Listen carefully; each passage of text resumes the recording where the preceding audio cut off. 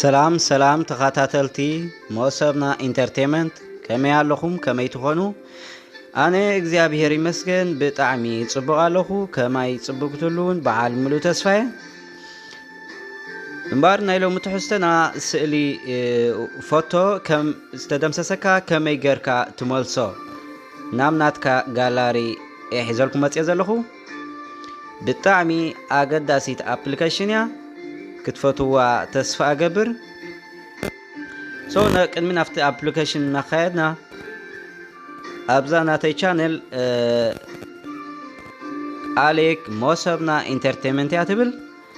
ሳብስክራይብ ላይክ ሼር ክትገብሩልና ብትሕትና ናሓትት ሶ ናፍቲ ኣፕሊኬሽን ከብለኩም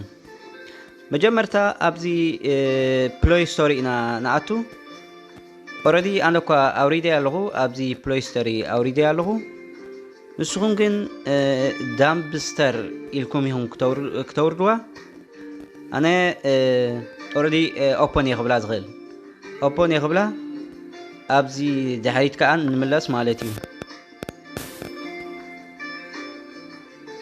ኣብዚ ላትኩም ኣፕሊኬሽን ኣብዚ ላትኩም ዳምብስተር ከምዚ ኢሉ ዝኸፍተልኩም ከምዚ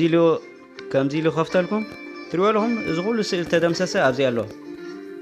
ኣብዚ መፀኩም ማለት እዩ ኣብዚ መፀኩም ዝተደምሰሰኩም ስእሊ ከምዚ ገርኩም ክትረኽብዎ ትኽእሉ ኢኹም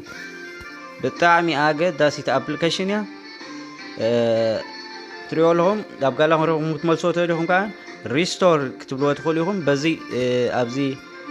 በዚ ሪስቶር ኢልኩም ክትመልስዎ ትኽእሉ ኢኹም ማለት እዩ